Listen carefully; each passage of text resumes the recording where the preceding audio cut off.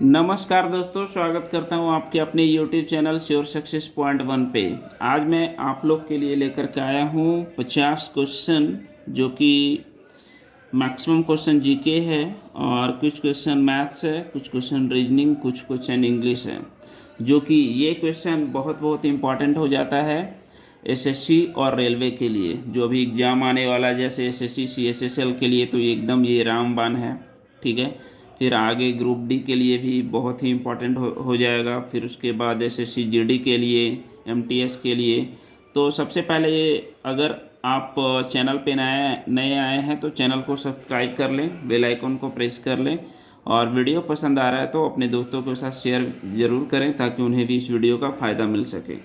और मैं ये भी बता देना चाहता हूँ कि अगर आप क्वेश्चन को पढ़ रहे हैं तो क्वेश्चन को सबसे पहले खुद से ट्राई कीजिए और कमेंट बॉक्स में आंसर को लिखिए, और उसके बाद फिर आंसर जो मैं बताऊंगा उसको फिर मिलाइए। ठीक है, तो चलिए 1 बाय 1 स्टार्ट करते हैं।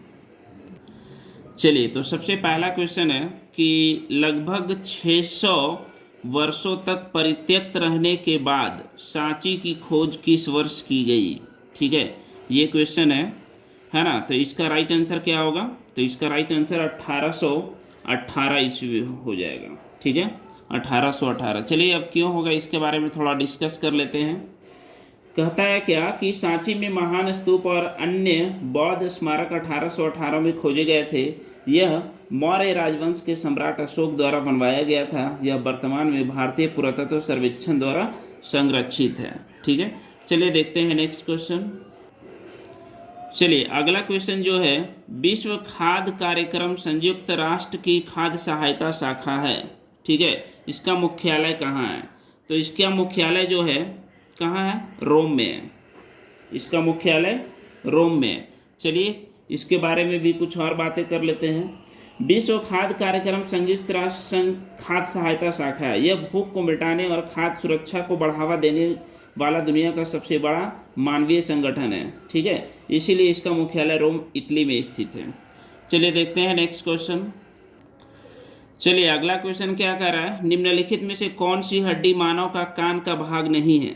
ठीक है, तो इसका जो राइट आंसर होगा वो उर्वस्थि होगा। ठीक है, चलिए इसके बारे में भी कुछ डिस्कस कर लिया जाए।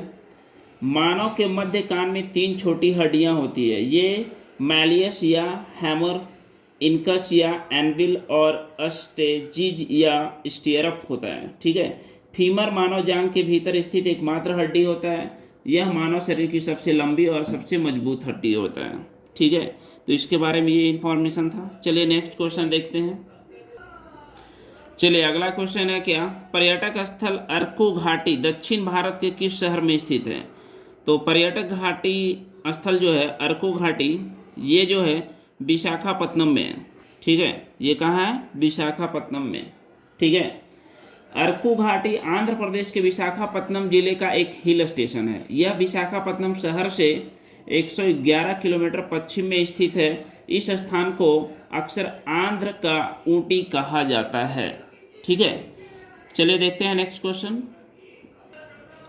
चलिए, अगला क्वेश्चन है, जीएसटी परिषद द्वारा लॉटरी पुरस्कारों के लिए निर्धारित की गई समान जीएसटी दर क्या है? तो इसके लिए समान जीएसटी दर जो है 28% है। ठीक है, लॉटरी के पुरस्कार पर 28% वस्तु और सेवा कर लगाया जाता है। ठीक है, हेयर ऑयल, टूथपेस्ट, साबुन, पूंजीगत वस्तुएं और औद्योगिक मध्यस्थों पर 18% जीएसटी लगाया जाता है। ठीक है, चलिए देखते हैं नेक्स्ट क्वेश्चन। चलिए, अगला क्वेश्चन है, कोलथुनाडु है ना, वल्लुवनाड और थेक्कुमकुर भारत के किस राज्य में प्राचीन काल की अल्पकालिक राज्य थे? ठीक है, केरल, गुजरात, बिहार और कर्नाटक। तो इसका राइट ऑप्शन केरल हो जाएगा। ठीक है ना। कोलाथुनाडु भारत के पुर्तगाली अर्माडा के आगमन के दौरान मालाबार तट पर स्थित एक राज्य था। ठीक है, वल्लुवनाड भरथुपुजा नदी बेसिन में स्थित एक राज्य था जो वर्तमान में दक्षिण भारत के मध्य केरल के अंतर्गत आता है। केरल के दक्षिणी भाग में 1103 ईस्वी से लेकर 1750 ईस्वी तक थेक्कुमकुर एक स्वतंत्र राज्य हुआ करता था। ठीक है, चलिए अगला क्वेश्चन देखते हैं क्या है। लाल कृमियों में डैश नामक एक संरचना होती है जो उनका भोजन पीसने में उनकी सहायता करती है। चलिए बताइए क्या होगा इसका राइट आंसर। आत्र अमाशय का अग्रभाग, ग्रास नली, पक्वाशय। तो इसका राइट आंसर जो हो जाएगा वो पक्वाशय हो जाएगा। ठीक है, भोजन ग्रास नली के माध्यम से गुजरता है, फिर वह अमाशय के अग्रभाग में चला जाता है जहां इसे संग्रहित किया जाता है और फिर अंततः यह पक्वाशय में चला जाता है। पक्वाशय एक पेशीय कक्ष है जहां पे यांत्रिक पाचन होता है। यहाँ भोजन को छोटे छोटे टुकड़ों में बांटकर चूर्णित किया जाता है। ठीक है, तो इसका राइट आंसर ये हो जाएगा। ठीक है, चलिए अगला क्वेश्चन देखते हैं। निम्नलिखित में से किस शब्द का अर्थ है पालतू कुत्तों का वैज्ञानिक अध्ययन से है? ठीक है, तो साइनोलॉजी, क्रेनियोलॉजी, कॉर्पोलॉजी और क्रीमेटेस्टिक्स। ठीक है, तो इसका जो राइट आंसर होगा वो साइनोलॉजी हो जाएगा। इसका राइट आंसर साइनोलॉजी हो जाएगा। तो साइनोलॉजी कुत्ते या घरेलू कुत्ते से संबंधित मामलों का अध्ययन है। क्रेनियोलॉजी विभिन्न मानव जातियों के खोपड़ी के आकार, प्रकार और अनुपात में अंतर का अध्ययन है। कॉर्पोलॉजी फल और बीज के अध्ययन से संबंधित वनस्पति विज्ञान की एक शाखा है। ठीक है, तो उम्मीद करते हैं समझ में आ रहा होगा आपको। चलिए देखते हैं नेक्स्ट क्वेश्चन। चलिए अगला क्वेश्चन क्या कह रहा है कि बहुसर्जक भारतीय चित्रकार मकबूल फिदा हुसैन ने अपनी चित्रकलाओं में जीवंत और मुक्त आत्मा का चित्रण करने के लिए निम्नलिखित में से किस पशु का मुख्य रूप से प्रयोग किया है? बाघों, घोड़ों, हाथियों और गायों। तो इसका जो राइट आंसर है वो घोड़ा हो जाएगा। ठीक है, M.F. हुसैन एक भारतीय चित्रकार थे जिन्हें भारत और विश्व प्रसिद्ध कलाकार माना जाता है। यह बॉम्बे प्रगतिशील कलाकारों के समूह के संस्थापक सदस्यों में से एक थे। उन्हें घोड़ों, शहरी परिदृश्यों को चित्रित करने तथा चमकीले रंगों के काम के लिए जाना जाता है। ठीक है, तो इसलिए इसका राइट आंसर घोड़ा हो जाएगा। चलिए अगला क्वेश्चन देखते हैं क्या है। निम्नलिखित में से कौन सी पुस्तक सलमान रुश्दी द्वारा नहीं लिखी गई है? The Satanic verses, the an area of darkness, midnight children, same. तो इसका जो राइट आंसर होगा एन एरिया ऑफ डार्कनेस होगा। ठीक है, an area of darkness Salman Rushdie का कुछ पुस्तक का नाम है, जैसे मिडनाइट चिल्ड्रन है, द सैटेनिक वर्सेज है, पोर्टेबल एथियस्ट है, 2 ईयर 8 मंथ एंड 28 है, गोल्डन हाउस है, सेम है। तो ये सब सलमान रुश्दी का किताब है, लेकिन एन एरिया ऑफ डार्कनेस जो है ये सलमान रुश्दी का लिखा हुआ नहीं है। ठीक है, चलिए देखते हैं नेक्स्ट क्वेश्चन।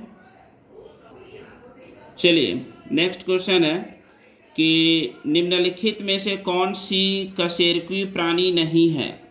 ठीक है, कौन सी कशेरुकी प्राणी नहीं है? चलिए बताइए इसका राइट आंसर क्या होगा? स्तनधारी, मछली, घोंघा, पक्षी। ठीक है, तो इसका जो राइट आंसर हो जाएगा वो घोंघा हो जाएगा, है ना। अकशेरुकी ऐसे जीव होते हैं जिनकी रीढ़ की हड्डी नहीं होती है।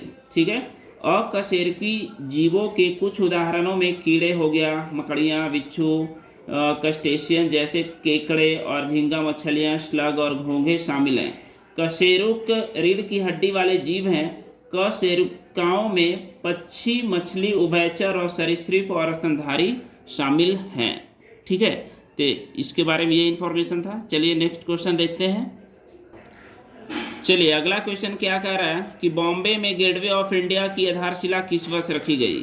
तो बॉम्बे में गेटवे ऑफ इंडिया की आधारशिला कब रखी गई थी? 1905, 1913, 1915, 1920। तो इसका जो राइट आंसर होगा वो 1913 में रखा गया था, 31 मार्च 1913। ठीक है, 31 मार्च 1913 को रखा गया था। ठीक है, भारत के मुंबई प्रवेश द्वार की आधारशिला रखी गई थी। इसका नेतृत्व बॉम्बे के तत्कालीन governor sir George Sydenham Clarke ने किया था। यह इंडो सार्सेनिक शैली में बनाया गया है जो 26 मीटर यानी कि 85 फीट ऊंचा है। ठीक है, चलिए नेक्स्ट क्वेश्चन देखते हैं क्या है। चलिए ये क्वेश्चन बताइए क्या होगा इसका राइट आंसर। निम्नलिखित राज्यों में से किस राज्य में माधवपुर मेला मनाया जाता है? बिहार, उत्तर प्रदेश, मध्य प्रदेश, गुजरात। तो इसका जो राइट आंसर होगा वो गुजरात होगा। ठीक है, 4 दिवसीय माधवपुर मेला पोरबंदर जिले गुजरात के माधवपुर घेड़ गांव में आयोजित किया जाता है। इसका आयोजन एक भारत के श्रेष्ठ भारत के बैनर तले किया जाता है। इस वर्ष माधवपुर गढ़ मेले में 8 पूर्वोत्तर राज्य भाग लेंगे। ठीक है, तो चलिए ये था राइट आंसर। चलिए अब नेक्स्ट क्वेश्चन देखते हैं। निम्नलिखित त्योहारों में से किसका अर्थ मेरी मेकिंग ऑफ द गॉड्स है? ठीक है, सॉरी गाइड्स है। दीपावली, लाई हरोबा, मकर संक्रांति, पोंगल। ठीक है, तो इसका जो राइट आंसर होगा वो लाई हरोबा होगा, है ना। इसका जो राइट आंसर होगा वो क्या होगा? लाई हरोबा। लाई हरोबा भारत में मणिपुर के मेयती लोगों के समूह का त्यौहार है। यह मई के महीने में मनाया जाता है। यह त्यौहार देवताओं द्वारा निभाई गई सृजन कथाओं की स्मृति का एक अंश है। यह त्यौहार ब्रह्मांड के निर्माण और पौधे, प्राणियों और लोगों के विकास की स्मृति की प्रशंसा करने के लिए निर्धारित है। ठीक है, चलिए देखते हैं नेक्स्ट क्वेश्चन क्या है। नेक्स्ट क्वेश्चन है, क्या कर्नाटक के किस जिले में ब्रह्मागिरी वन्यजीव अभयारण्य है ना। चलिए इसका बताइए राइट आंसर क्या होगा। इसका राइट आंसर जो होगा कोडांगू, मांड्या, हसन, उडुपी। ये जो कोडांगू होगा इसका राइट आंसर। ठीक है, ब्रह्मागिरी वन्य अभयारण्य कर्नाटक के कोडागू जिले में स्थित है। यह दक्षिण में केरल, वायनाड और उत्तर में कर्नाटक के कुर्ग के बीच स्थित है।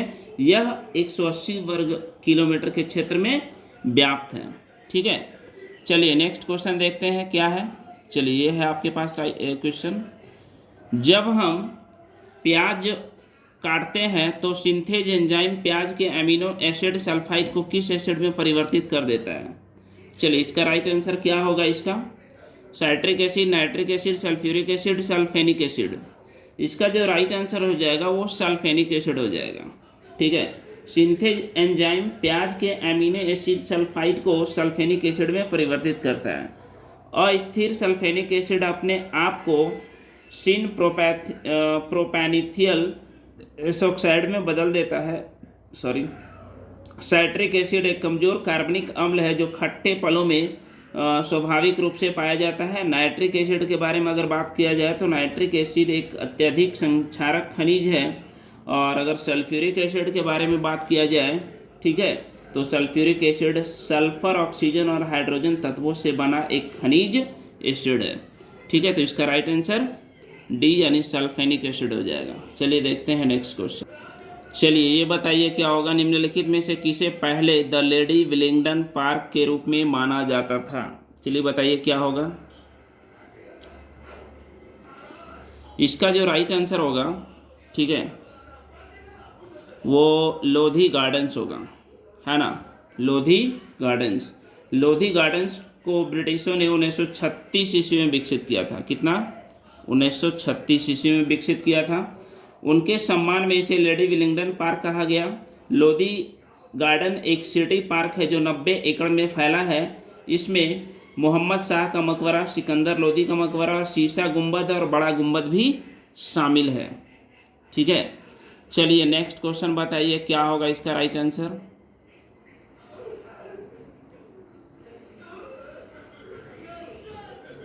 चलिए इसका राइट आंसर क्या होगा। क्वेश्चन है पहले, बोर्रा गुफाएं भारत के पूर्वी तट पर निम्नलिखित पहाड़ियों में से किस पहाड़ी पर स्थित है? चलिए बताइए इसका राइट आंसर क्या होगा। हार्सले, नागरी, अनंतगिरी, नल्लामाला। क्या होगा इसका राइट आंसर? अनंतगिरी होगा। ठीक है, बोर्रा गुफाएं भारत के पूर्वी तट पर आंध्र प्रदेश के अरकू घाटी की अनंतगिरी पहाड़ियों पर स्थित है। यह भारत की सबसे लंबी और सबसे गहरी गुफाओं में से एक है जो 80 मीटर तक विस्तृत है। बोर्रा गुफाओं की खोज 1807 ईस्वी में विलियम किंग जॉर्ज ने किया था। ठीक है, चलिए नेक्स्ट क्वेश्चन देखते हैं। चलिए यह है क्वेश्चन, निम्नलिखित ग्रंथियों में से कौन सी ग्रंथि फेफड़ों के बीच विद्यमान रहती है? चलिए बताइए क्या होगा इसका राइट आंसर।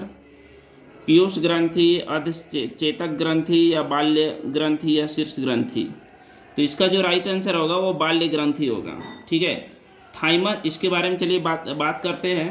थाइमस ग्रंथि उरोस्थी के पीछे और हमारे फेफड़ों के बीच स्थित होता है। पिट्यूटरी ग्रंथि को मास्टर ग्रंथि कहा जाता है। यह मस्तिष्क में हाइपोथैलेमस और पीनियल ग्रंथि के बीच स्थित होता है। हाइपोथैलेमस मस्तिष्क में पिट्यूटरी ग्रंथि और थैलेमस के बीच स्थित होता है। ठीक है, तो इसके बारे में ये इन्फॉर्मेशन था। चलिए नेक्स्ट क्वेश्चन देखते हैं। चलिए अगला क्वेश्चन देखिए, डैश अर्थव्यवस्था में उत्पादन के समस्त संसाधनों पर सरकार का स्वामित्व और नियंत्रण रहता है। चलिए बताइए इसका क्या होगा राइट आंसर। दोहरी, समाजवादी, मिश्रित और पूंजीवाद। चलिए इसका जो राइट आंसर होगा वो क्या होगा, समाजवादी होगा। ठीक है, इसके बारे में क्या इंफॉर्मेशन कुछ डिटेल में जानते हैं, है ना। समाजवादी अर्थव्यवस्था उत्पादन की एक प्रणाली है जहां वस्तुओं और सेवाओं का उत्पादन सीधे सरकार द्वारा उपयोग और नियंत्रित करने के लिए किया जाता है। मिश्रित आर्थिक प्रणाली एक ऐसी प्रणाली है जो पूंजीवाद और समाजवाद दोनों के पहलुओं को जोड़ती है। एक पूंजीवादी आर्थिक प्रणाली मुक्त बाजारों और अर्थव्यवस्था में सरकारी हस्तक्षेप की अनुपस्थिति की विशेषता है। ठीक है, ये इसके बारे में अध्ययन था। चलिए नेक्स्ट देखते हैं क्या है अगला क्वेश्चन। चलिए अगला क्वेश्चन है, यांगत्जे नदी के मुहाने पर डैश नगर स्थित है। चलिए बताइए इसका क्या होगा right answer. Beijing, Guangzhou, Shanghai, Lhasa. इसका राइट आंसर शंघाई हो जाएगा। ठीक है, यांगजी एशिया की सबसे लंबी नदी है जो दुनिया की तीसरी सबसे लंबी नदी है। शंघाई यांगजी नदी के मुहाने पर स्थित है। शंघाई चीन का सबसे बड़ा शहर और वैश्विक वित्तीय केंद्र भी है। ठीक है, चलिए नेक्स्ट देखते हैं कि चलिए इसका राइट आंसर क्या होगा। निम्नलिखित में से कौन भारत के आर्थिक सर्वेक्षण को प्रकाशित करता है। चलिए बताइए इसका क्या होगा राइट आंसर। राष्ट्रीय विकास परिषद, वित्त मंत्रालय, वित्त संस्थान, भारतीय सांख्यिकी संस्थान। इसका जो राइट आंसर होगा वो वित्त मंत्रालय हो जाएगा। ठीक है, भारत की आर्थिक सर्वेक्षण वित्त मंत्रालय का प्रमुख वार्षिक दस्तावेज है। यह वित्त मंत्रालय के मुख्य आर्थिक सलाहकार की अध्यक्षता वाली टीम के द्वारा तैयार किया जाता है। ठीक है, तो इसके बारे में ये था। चलिए नेक्स्ट क्वेश्चन देखते हैं क्या है। किसी आभूषण में खांचा या नक्काशी उत्कीर्ण कर उस पर रंग भरना क्या कहलाता है। चलिए बताइए इसका राइट आंसर क्या होगा। इसका राइट आंसर क्या होगा, फुलकारी, जरदोजी, चिकनकारी या मीनाकारी। इसका राइट आंसर जो हो जाएगा वो मीनाकारी हो जाएगा। मीनाकारी क्या है इसके बारे में चलिए जानते हैं। मीनाकारी रूपांकन मूल रूप से रंगीन तामचीनी के साथ गहने में कोटिंग, खांचे या उत्कीर्ण की प्रक्रिया को संदर्भित करता है। मीनाकारी रंगकर्म की एक फारसी कला है। फूलकारी फूलों का उपयोग करके बनाई जाने वाली एक कढ़ाई तकनीक है। जरदोजी रेशम, साटन या मखमल के कपड़े के आधार पर की गई है। भारी और विस्तृत धातु की कढ़ाई है। Zardozi Iran, Azerbaijan, Iraq, Kuwait, Syria, तुर्की, मध्य एशिया, भारत, पाकिस्तान और बांग्लादेश में प्रचलित है। ठीक है, चलिए नेक्स्ट क्वेश्चन देखते हैं क्या है। इस क्वेश्चन को चलिए बताइए क्या होगा। निम्नलिखित में से कौन सा मस्तिष्क का भाग नहीं है। मॉड्यूला, थैलेमस, पॉन्स, पिन्ना। चलिए बताइए इसका क्या होगा राइट आंसर। इसका राइट आंसर जो होगा वो पिन्ना हो जाएगा, है ना। पिन्ना सिर के बाहर कान का दृश्य भाग होता है। पोन्स मस्तिष्क के आधार का सबसे बड़ा हिस्सा है। पोन्स मध्य मस्तिष्क के नीचे स्थित रहता है। मज्जा पुष्पियता मस्तिष्क का सबसे निचला भाग है। यह हृदय और फेफड़ों के कार्य के लिए नियंत्रण केंद्र के रूप में कार्य करता है। थैलेमस एक तरह का प्रसारण केंद्र के रूप में कार्य करता है। यह चेतना, नींद और स्मृति के लिए भी उत्तरदायी होता है। ठीक है, चलिए नेक्स्ट क्वेश्चन देखते हैं क्या है। चलिए इसको बताइए क्या होगा। 25 नंबर, डैश कान के पर्दे के दोनों ओर के दबाव को बराबर करने में सहायता करती है। चलिए बताइए क्या होगा इसका राइट आंसर। कर्णावर्त, कान की हड्डी, कबूकर्णी नलिका, स्थूनक। क्या होगा इसका राइट आंसर। इसका राइट आंसर हो जाएगा कबूकर्णी नलिका। ठीक है, इसका राइट आंसर क्या हो जाएगा, कबूकर्णी नलिका। चलिए जानते हैं इसके बारे में कुछ। यूस्टेकियन ट्यूब एक नलिका है जो मध्य कान को नासाग्रसनी से जोड़ती है। यह मध्य कान के भीतर वायु के दबाव को नियंत्रित करता है, जिससे यह शरीर को बाहर हवा के दबाव के बराबर हो जाता है। कर्णावत तंत्रिका को ध्वनिक तंत्रिका के रूप में भी जाना जाता है। यह आंतरिक कान के श्रवण क्षेत्र से श्रवण जानकारी को मस्तिष्क में स्थानांतरित करता है। कान की अस्थि यानी मैलियस कान के पर्दा से इनकस और फिर स्टेपी तक ध्वनि कंपन को पहुंचाती है। चलिए नेक्स्ट क्वेश्चन देखते हैं क्या है। नेक्स्ट क्वेश्चन है क्या डैश विश्व का सर्वाधिक ऊंचाई पर स्थित पोलो मैदान है। पोलो मैदान पाकिस्तान में स्थित है, ये कहाँ है ना। कसूर, अटक, सदूर, ओकारा। चलिए बताइए इसका क्या होगा राइट आंसर। चलिए इसका जो राइट आंसर हो जाएगा वो सदूर हो जाएगा। ठीक है, सदूर पोलो मैदान को समुद्र तल से 3700 मीटर यानी 12,149 फीट की ऊंचाई पर स्थित दुनिया का सबसे ऊंचा पोलो मैदान माना जाता है। सदूर पोलो महोत्सव पाकिस्तान में आयोजित होने वाले बड़े समारोह में से एक है। यह समारोह हर साल 7 से 9 जुलाई है ना, 7 से 9 जुलाई तक संदूर दर्रे पर आयोजित किया जाता है। ठीक है, चलिए नेक्स्ट क्वेश्चन देखते हैं क्या है। चलिए ये बताइए 27 नंबर क्या होगा। किरिबात निम्नलिखित किस देश का चावल से निर्मित खाद्य पदार्थ है। किरिबात म्यांमार, भूटान, नेपाल और श्रीलंका। चलिए बताइए क्या होगा इसका राइट आंसर। चलिए इसका राइट आंसर जो हो जाएगा वो श्रीलंका हो जाएगा। किरिबात चावल से बना एक पारंपरिक श्रीलंकाई व्यंजन है। इसे नारियल के दूध के साथ चावल को पकाकर तैयार किया जाता है ना, जैसे हम लोग के यहाँ खीर टाइप का बनता है ना, उसी टाइप का। ठीक है, यह सभी विशेष अवसरों के लिए तथा उत्सव का एक पकवान है जो पारंपरिक श्रीलंकाई नाश्ता भी है। ठीक है, चलिए नेक्स्ट क्वेश्चन देखते हैं क्या है। चलिए 28 नंबर क्या है। दीप्तिकर यानी लूसीफेर डैश का एक अन्य नाम है। किसका एक अन्य नाम है। ये एक तरह से क्या है, ग्रह का ही कोई नाम है, जैसे बृहस्पति, शनि, शुक्र और मंगल। चलिए किसका ये राइट आंसर होगा। दीप्तिकर क्या है, ये जो है शुक्र का एक अन्य नाम है। ठीक है, ये शुक्र का एक अन्य नाम है। लूसीफेर शुक्र ग्रह का एक लैटिन नाम है। शुक्र सूर्य से दूसरा ग्रह है ना। यह चंद्रमा के बाद रात्रिकालीन आकाश में दूसरा सबसे चमकदार प्राकृतिक पिंड है। बृहस्पति सूर्य से 5वां ग्रह है और सौर मंगल में सबसे बड़ा है। मंगल सूर्य से चौथा तथा सबसे छोटा ग्रह है। शनि हमारे सूर्य से 6ठा ग्रह है और लगभग 886 मिलियन मील दूरी से सूर्य की परिक्रमा करता है। चलिए नेक्स्ट क्वेश्चन देखते हैं क्या है। Question number 29। चलिए 29 बताइए क्या होगा इसका राइट आंसर। चलिए क्या होगा इसका 29 में। निम्नलिखित में से कौन सा केंद्र शासित प्रदेश जम्मू और कश्मीर का लोक नृत्य नहीं है। जम्मू और कश्मीर से रिलेटेड नहीं है, ये बताना है। धूमल, हफीजा, रऊफ और डांगी। चलिए क्या होगा इसका राइट आंसर। इसका राइट आंसर हो जाएगा डांगी। ठीक है, डमहल जम्मू कश्मीर में वाटल जनजाति द्वारा किया जाने वाला एक नृत्य है। केवल वाटल समुदाय के पुरुषों को विशिष्ट अवसरों पर और निर्धारित स्थानों पर इस नृत्य को करने का अवसर प्राप्त होता है। हफीजा क्या है। हफीजा एक नृत्य है जो कि कश्मीरी नृत्य का एक प्रकार है जिसे शादी समारोह के दौरान किया जाता है। और रऊफ क्या है। रऊफ लोक नृत्य का एक रूप है जो मुख्य रूप में से कश्मीर घाटी की महिला लोक कलाकारों द्वारा किया जाता है। लोकप्रिय डांगी नृत्य दक्षिण गुजरात में रहने वाला एक डांग जनजाति द्वारा लोकप्रिय नृत्य है। ये कहाँ का है, गुजरात का है ये, है ना। बाकी ये सारे जो है जम्मू कश्मीर से संबंधित है। ठीक है, चलिए नेक्स्ट क्वेश्चन देखते हैं क्या है। चलिए इसका बताइए क्या होगा इसका राइट आंसर।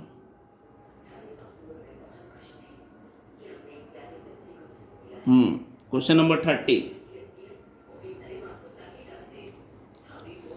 क्वेश्चन नंबर 30 क्या कह रहा है। 14वें दलाई लामा डैश में रहते थे। गंगटोक, धर्मशाला, कालिम्पोंग, शिलांग। चलिए बताइए इसका राइट आंसर क्या होगा। इसका राइट आंसर जो हो जाएगा वो धर्मशाला हो जाएगा।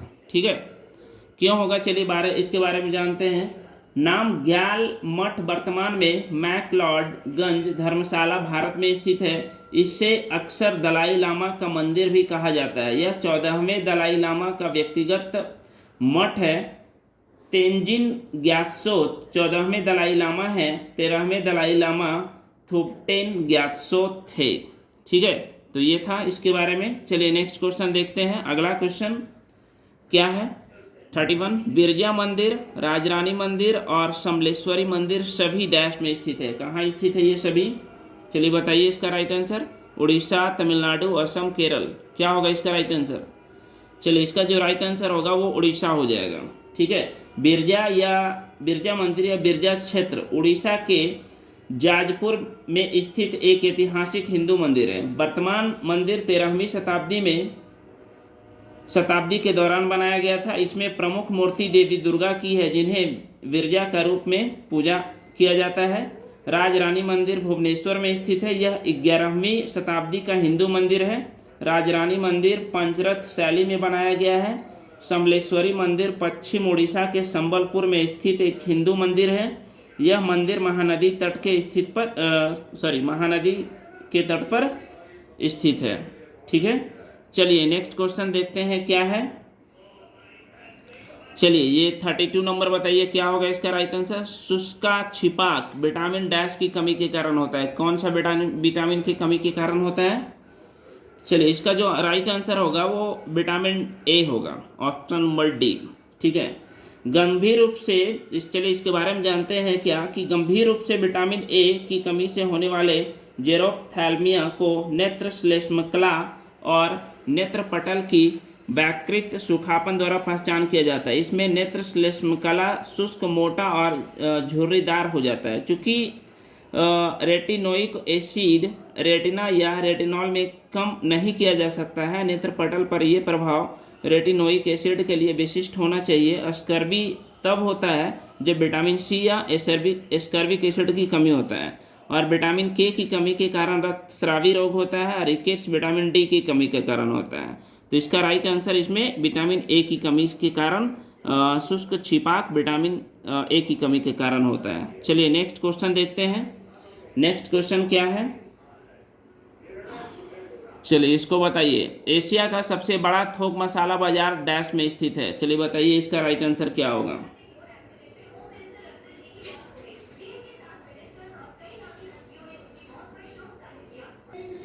चलिए इसका क्या होगा? कोलकाता, बेंगलुरु, अहमदाबाद, दिल्ली, है ना। एशिया का सबसे बड़ा थोक मसाला बाजार कहाँ स्थित है? कोलकाता, बेंगलुरु, अहमदाबाद, दिल्ली। क्या है, कहाँ राइट आंसर इसका? दिल्ली हो जाएगा। दिल्ली का खारी बावली एशिया का सबसे बड़ा मसाला बाजार है। यह 17वीं शताब्दी के दौरान मुगल काल के दौरान अस्तित्व में आया था। बावली का शाब्दिक अर्थ है सीढ़ीदार कुआं, और खारी या खारा का अर्थ नमकीन होता है, जिससे खारी बावली का अभिप्राय नमकीन पानी के अर्थ में लगाया जाता है। शेर शाह सूरी के बेटे इस्लाम के शासनकाल के दौरान इस सीढ़ीदार कुएं का उद्घाटन किया गया था। यह फतेहपुर मस्जिद से सटे ऐतिहासिक पुरानी दिल्ली क्षेत्र के पास स्थित है। इसे 1650 ईस्वी में शाहजहां की पत्नियों में से एक फतेहपुरी बेगम ने बनवाया था। ठीक है, तो ये था इसका राइट आंसर। चलिए देखते हैं नेक्स्ट क्वेश्चन। चलिए इसका बताइए क्या होगा? निषेचन के बिना फल के विकास को क्या कहा जाता है?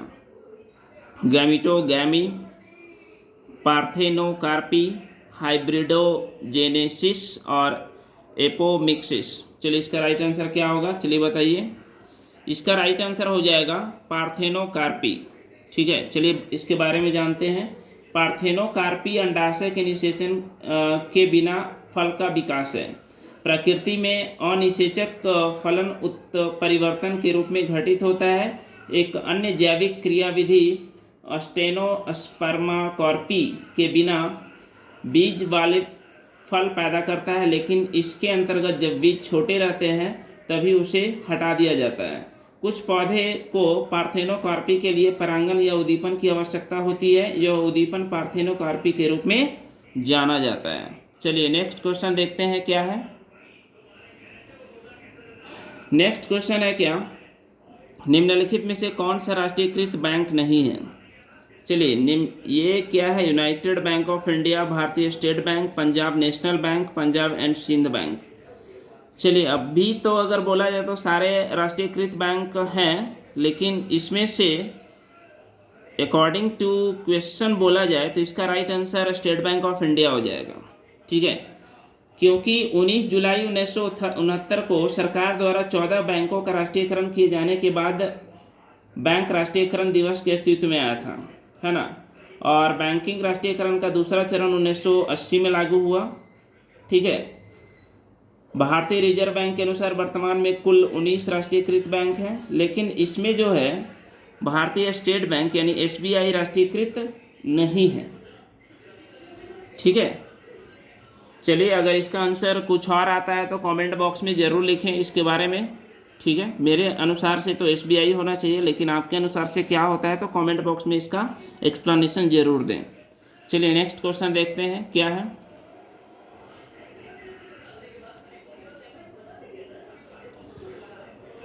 चलिए ये बताइए क्या होगा। 36 नंबर में है, किस टेनिस स्टार के सम्मान में स्विस सिक्का ढाला गया, है ना। चलिए बताइए इसका राइट आंसर। नोवाक जोकोविच, Roger Federer, Serena Williams, Rafael Nadal. क्या होगा इसका राइट आंसर? इसका राइट आंसर हो जाएगा रोजर फेडरर। चलिए इसके बारे में जानते हैं। टेनिस के महान खिलाड़ी रोजर फेडरर स्विट्जरलैंड में पहले ऐसे जीवित व्यक्ति बन गए हैं जिनके सम्मान में चांदी का सिक्का स्मारक सिक्का जारी किया गया है। स्विट्जरलैंड के संघीय टक्साल स्विफ्टमिंट ने फेडरर के सम्मान में उनकी छवि के साथ एक 20 फ्रैंक का चांदी का सिक्का बनाया है। वह 20 बार के ग्रैंड स्लैम चैंपियन भी हैं। वह स्विट्जरलैंड के राष्ट्रीय नायक भी हैं। चलिए नेक्स्ट क्वेश्चन देखते हैं। 37 नंबर क्या है? क्वेश्चन है, जॉन मेनार्ड किन्स जो अपने आर्थिक सिद्धांतों के लिए जाने जाते हैं किस देश से थे? Sweden, Denmark, Australia, England. चलिए बताइए इसका राइट आंसर क्या होगा? इसका राइट आंसर इंग्लैंड हो जाएगा। ठीक है ना। चलिए जानते हैं इसके बारे में क्या है। क्रिश्चियन अर्थशास्त्र अर्थव्यवस्था में कुल खर्च, एक मिनट। जॉन मेनार्ड किन्स जो अपने आर्थिक सिद्धांतों के लिए जाने जाते हैं किस देश से थे? इंग्लैंड से। चलिए राइट आंसर है। चलिए जानते हैं इसके बारे में। कीनियंस अर्थशास्त्र अर्थव्यवस्था में कुल खर्च का उत्पादन, मुद्रास्फीति पर इसके प्रभाव का एक आर्थिक सिद्धांत है।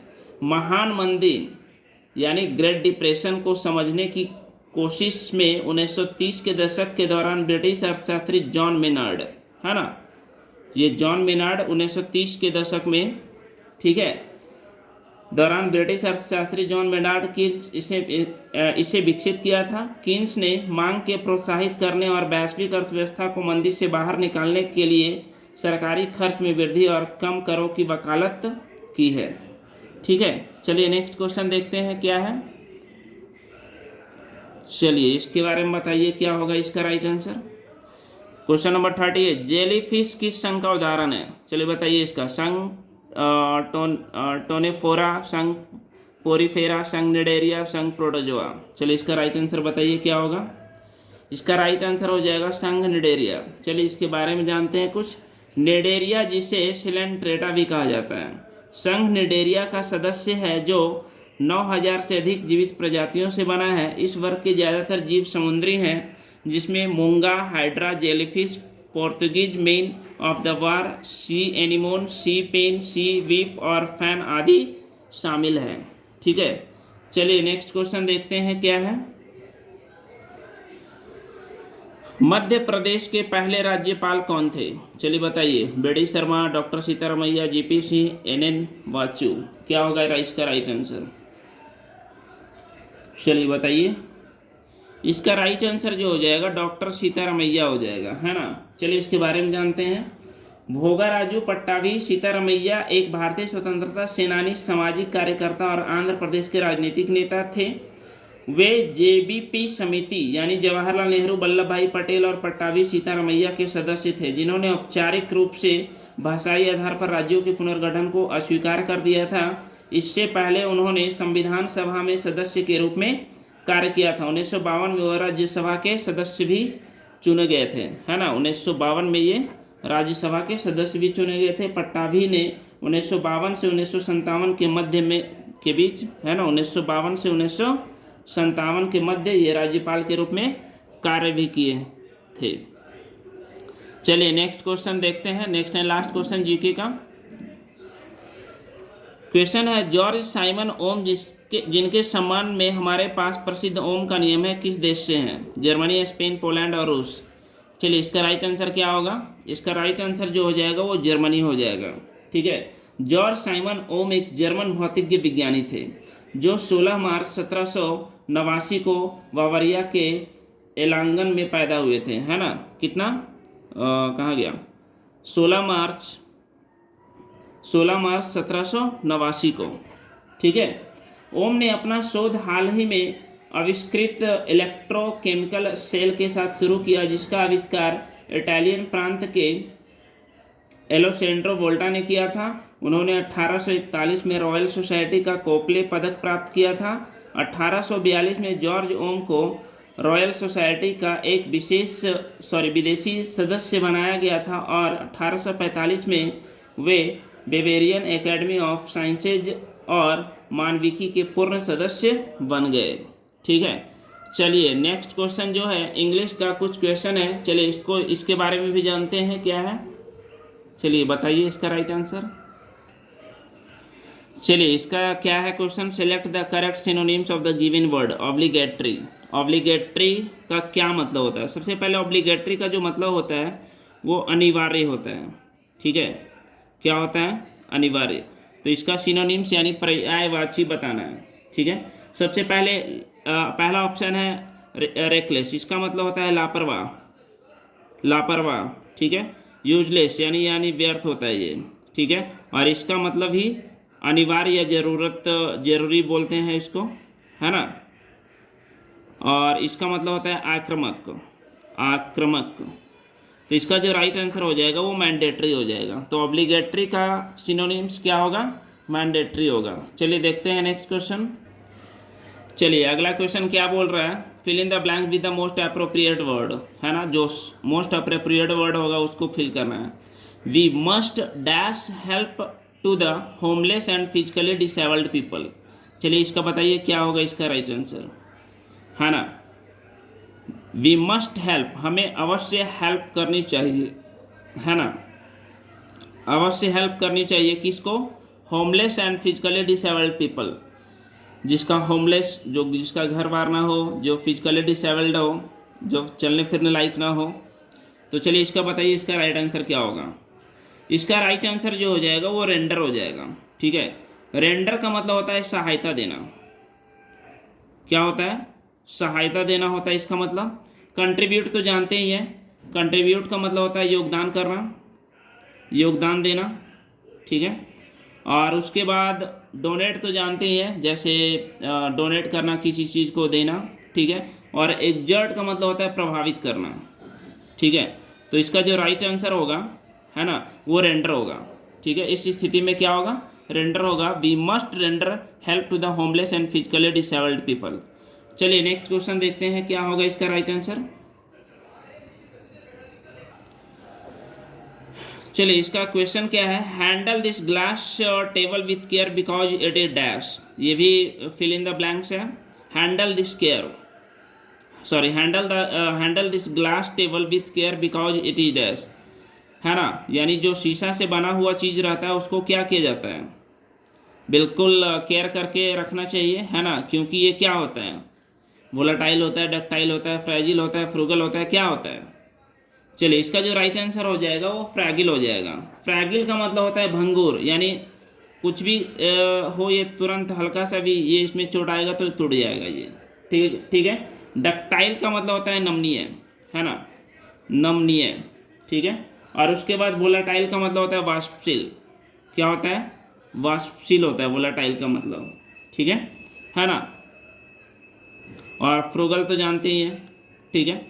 चलिए नेक्स्ट क्वेश्चन देखते हैं क्या होगा। नेक्स्ट क्वेश्चन है क्या, चलिए इसको बताइए क्या होगा इसका right answer. Select the correct spelled. जो करेक्ट स्पेल्ड है उसको क्या करना है, चुनना है। चलिए बताइए क्या होगा। ह्यूमिलिएशन है, बॉक्यूट है, सार्काज्म है, रिटेलिएट है। चलिए कौन सा वर्ड का स्पेलिंग सही है। चलिए इसका जो सबसे सही जो वर्ड दिख रहा है वो सार्काज्म है, ठीक है। बाकी सारे वर्ड मिस्टेक है, ठीक है। चलिए सार्काज्म का मतलब होता है व्यंग या कटाक्ष, जिसको बोलते हैं व्यंग या कटाक्ष, ठीक है ना। जिसको इंग्लिश में क्या बोलते हैं, रिडिक्यूलिंग बोलते हैं, या स्टेयर बोलते हैं, या स्कॉफिंग बोलते हैं, या ट्यूटिंग बोलते हैं, ठीक है। बाकी इसमें जो है ह्यूमिलिएशन में डबल एल नहीं होगा, ठीक है। वॉक्यूट तो जानते ही हैं, है ना, वॉक्यूट में डबल टी नहीं होगा। रिटेलिएट भी जानते हैं, ठीक है। रिटेलिएट में क्या होगा, रिटेलिएट में भी मिस्टेक है, RETALIATE होता है ना। यहाँ पे कुछ मिस्टेक है यहाँ पे, ठीक है। तो ये था कुछ क्वेश्चन। चलिए नेक्स्ट देखते हैं क्या है। Select the appropriate meaning of the given idioms, है ना। A hard nut to crack, a hard nut to crack ये एडियम्स है, इसका क्या मीनिंग होगा एग्जैक्टली ये बताना है। तो हार्ड नट टू क्रैक मतलब होता है कठिन समस्या, है ना, कठिन समस्या होता है इसका मतलब, ठीक है। तो इसका इजली इनकरेज नहीं होगा, इजली डिसअपॉइंटेड नहीं होगा, अ डिफ़िकल्ट प्रॉब्लम होगा, ठीक है, अ डिफ़िकल्ट प्रॉब्लम होगा। तो ये था कुछ क्वेश्चन। चलिए नेक्स्ट क्वेश्चन देखते हैं क्या होगा इसका राइट आंसर। चलिए ये तो मैथ्स का क्वेश्चन है, इसको तो बनाना है ना। चलिए बताइए इसका क्या होगा राइट आंसर। चलिए इस क्वेश्चन में क्या कर रहा है, ट्रायंगल ABC में MN पैरेलल BC और चतुर्भुज MBCN का क्षेत्रफल 130 है। तो AN/NC = 4:5 है। तो MAN का क्षेत्रफल कितना होगा, ठीक है। चलिए देखिए कैसे बनेगा। चलिए ये फिगर है, तो अगर हम पहले ट्रायंगल बना लेंगे ABC, MN ये पैरेलल है BC का, तो area of triangle ABC divided by AN क्या हो जाएगा, AC का whole square divided by N का स्क्वायर। AC का वैल्यू कितना है अकॉर्डिंग टू रेशियो जो दिया हुआ है, तो उसके अनुसार से 9/4 हो जाएगा, उसका स्क्वायर करेंगे तो 31/16 हो जाएगा। दोनों तरफ 1 को माइनस करेंगे, क्यों माइनस करेंगे, क्योंकि हमको अगर पूरा ट्रायंगल में ये एरिया ये ट्रायंगल में ये ट्रायंगल को माइनस करेंगे तो ये पार्ट बच जाएगा। तो ये पार्ट बचेगा तो MNBC आएगा, और इधर 81 में से 16 माइनस करेंगे तो 65 आ जाएगा, ठीक है। और ये दे रखा है MNBC का जो एरिया है वो 130 दे रखा है, ठीक है। और तो ये 65 से 2 टाइम्स में कर देगा, तो एरिया ऑफ AMN जो हो जाएगा वो 32 हो जाएगा। इसका जो राइट आंसर यानी 32 राइट आंसर हो जाएगा। चलिए क्वेश्चन नंबर जो है 47 जो है वो होमवर्क में करना है, और कमेंट बॉक्स में इसका आंसर को लिखना है। चलिए नेक्स्ट क्वेश्चन देखते हैं। चलिए इसका क्वेश्चन का बताइए क्या होगा इसका राइट आंसर। चलिए क्या कह रहा है, 6 संख्याओं में प्रथम 5 संख्याओं का योग छठी संख्या का 7 गुना, यदि 3 संख्याओं का औसत 136 है तो छठी संख्या का मान क्या होगा, ठीक है। चलिए हम ये जानते हैं कि 5 संख्या प्लस छठा संख्या, है ना, कितना हो जाएगा, उसका जो योग है वो कितना हो जाएगा, 136 × 6 हो जाएगा, यानी ये कितना हो जाएगा 816। अब ये हम जानते हैं पांचवी संख्या जो है छठी संख्या का कितना है 7 गुना है, ठीक है। तो यहाँ 7x लिख देंगे, तो 7x + x यानी 8x बराबर कितना हो जाएगा 816 हो जाएगा। तो ये 8 से कटेगा, 8 × 8 0, 8 दूनी 16, यानी x बराबर कितना हो गया 102 हो गया। तो छठी संख्या के बारे में पूछ रहा था, 102 इज द राइट आंसर, ठीक है। चलिए देखते हैं नेक्स्ट क्वेश्चन। चलिए इसको बताना है, किसी निश्चित कोड भाषा में हार्वेस्ट को ये लिखा जाता है तो उस भाषा में फार्मर को क्या लिखा जाएगा। अब इसी से पकड़ना है कि हार्वेस्ट को ये लिखा जा रहा है H को 22, तो 22 H से रिलेटेड कुछ हो रहा है, A से 21। पहले हम ऐसे इस तरीके से देख लेते हैं, देख रहे हैं कि इससे काम नहीं बन रहा है, तो हम एक चीज़ देख सकते हैं कि H का वैल्यू 8 होता है तो पीछे से देख रहे हैं 10 आ रहा है, यानी कि 2 ज़्यादा आ रहा है। A का वैल्यू 1 होता है तो 3 आ रहा है, यानी 2 ज़्यादा है। R का वैल्यू 18 होता है तो 20 आ रहा है। इसका मतलब कि शुरू का रिलेशन लास्ट से जा रहा है +2 हो रहा है। तो उसी तरीके से यहाँ भी जाएंगे, शुरू का रिलेशन लास्ट से जाएंगे +2 करेंगे। तो F का वैल्यू 6 है तो 8 है, सब में 8 है, यानी ये ऑप्शन नहीं होगा। फिर उसके बाद A का वैल्यू 1 है तो 3 होगा, सब में 3 है। फिर उसके बाद R का वैल्यू 18 होता है, इसमें 20 है, इसमें 21 है, इसमें 19 है, यानी ये ऑप्शन नहीं होगा, ऑप्शन नंबर A यानी कि A option is the right answer, ठीक है। नेक्स्ट क्वेश्चन चलिए देखते हैं, ये आपके लिए होमवर्क में है। चलिए ये जो है आपके लिए होमवर्क है, इसको होमवर्क को करना है और कमेंट बॉक्स में इसका आंसर बताना है। अमित सोनिया का भाई है, ज्योति निकिता की बहन है, सोनिया सतीश के पिता की बेटी है, निकिता कविंदर की बेटी है, ज्योति अमित की माँ है, मुकेश निकिता की इकलौती बहन का पति है, सतीश कविंदर से क्या संबंध है। चलिए इसका राइट आंसर बताना है क्या होगा, ठीक है, और कमेंट बॉक्स में इसका राइट आंसर को लिखना है। तो ये था आज का 50 क्वेश्चन का वीडियो। तो आपको ये बताना है कि ये वीडियो कैसा लगा, ठीक है, और अगर आपको पसंद आ रहा है तो अपने दोस्तों के साथ शेयर ज़रूर कर दें और सब्सक्राइब और लाइक करना भूलें नहीं, ठीक है, ये तो ज़रूर ही कर दें, ठीक है। तो मिलते हैं नेक्स्ट वीडियो में कुछ नए क्वेश्चन के साथ, ठीक है। इसी तरीके का क्वेश्चन सीरीज भी कभी कभी लाता रहूँगा और मैथ्स का भी चैप्टर वाइज जो है chapter wise plus type wise video upload कर रहा हूँ। तो अगर आपने नहीं देखा है तो उसे भी आप देख सकते हैं, ठीक है ना। श्योर सक्सेस पॉइंट 1 चैनल के नाम से मेरा ये चैनल है ना। तो चलिए मिलते हैं नेक्स्ट वीडियो में, ठीक है। तब तक के लिए टेक केयर, बाय बाय।